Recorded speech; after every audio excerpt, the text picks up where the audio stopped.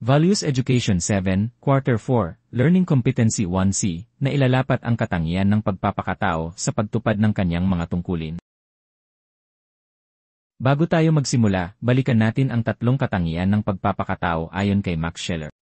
Ang una ay ang umiiral na nagmamahal, ang pagmamahal bilang pangunahing katangian ng tao. Pangalawa, pagkilala sa sarili, ang pag-unawa kung sino tayo. At pangatlo, ang kakayahang maunawaan ang kahulugan at diwa ng mga bagay. Ngayon, tingnan natin kung paano natin ito maisasabuhay. Sa mga susunod na slide, magpapakita ako ng mga sitwasyon kung saan ay inilapat ng tauhan ang tatlong mga katangian ng pagpapakatao. Pag-aralang mabuti kung paano ito ginawa ng tauhan sapagkat mahalagang matutuhan mo rin ito at ito rin ay iyong isasagawa sa ating gawain sa araw na ito.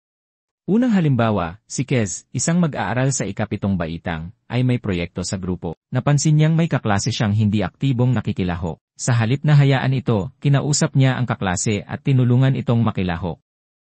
Narito ang mga paraan kung paano ginamit ni Kez ang mga katangian ng pagpapakatao. May kamalayan sa sarili. Nauunawaan ni Kez ang kanyang tungkulin bilang miyembro ng grupo. Kakayahang kumuha ng esensya ng umiiral. Naiintindihan niya na mahalaga ang pagtutulungan upang maging matagumpay ang proyekto. Umiiral na nagmamahal, pinakita niya ang malasakit sa kanyang kaklase sa pamamagitan ng pagtulong at paghikayat. Ikalawang halimbawa, ang mga magulang ni Marcy ay abala sa trabaho at ginagabi ng uwi. Sa halip na hintayin silang utusan siya, nagkukusang loob siyang maghanda ng hapunan at maglinis ng bahay. Narito ang mga paraan kung paano ginamit ni Marcy ang mga katangian ng pagpapakatao. May kamalayan sa sarili.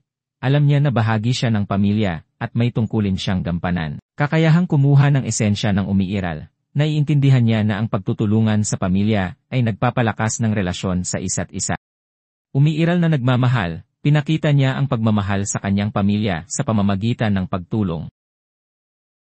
At ikatlong halimbawa, napansin ni Mirana na maraming basura sa kanilang barangay. Sa halip na magreklamo, inanyayahan niya ang kanyang mga kaibigan na magsagawa ng clean-up drive.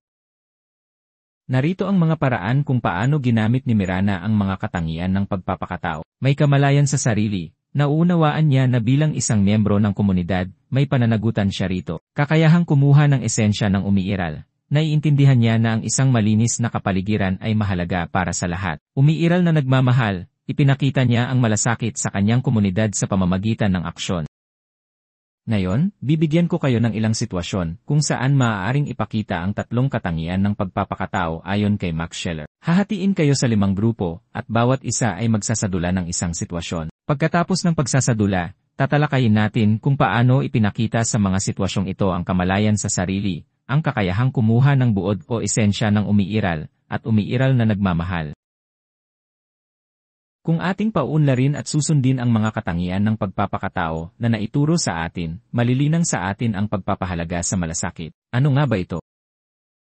Ang malasakit ay isang pagpapahalaga na nagpapakita ng ating pagiging tunay na tao. Ito ang pagkilos ng may kabutihan sa iba, hindi dahil sa may hinihintay tayong kapalit, kundi dahil ito ang tama at makataong gawin. Ang malasakit ay nangangahulugan ding pagiging handang magsakripisyo para sa kapakanan ng iba.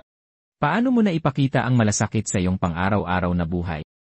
Kahalagahan ng pagiging mapagmalasakit. Kapag ipinakita natin ang malasakit, mas lumalalim ang ating ugnayan sa pamilya, kaibigan, at komunidad. Sa pamamagitan ng malasakit, mas nagiging matatag at nagkakaisa ang ating lipunan. Ang malasakit ay isang mahalagang bahagi ng ating pagkatao. Ipinapakita nito ang ating kakayahang umunawa, magmahal, at tumulong ng taos-puso.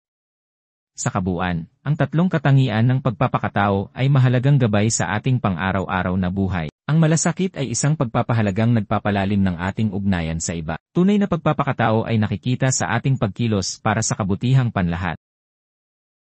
At diyan po nagtatapos ang ating aralin sa araw na ito. Sana po ay may natutuhan kayo. Pasensya na po kayo kung boses robot pa rin ako. Paos pa rin kasi ako. At parang mas gusto ko na to kaysa magsalita ako ng totoo. Medyo matrabaho nga lang. Salamat po sa panonood at pakikinig. Paalam!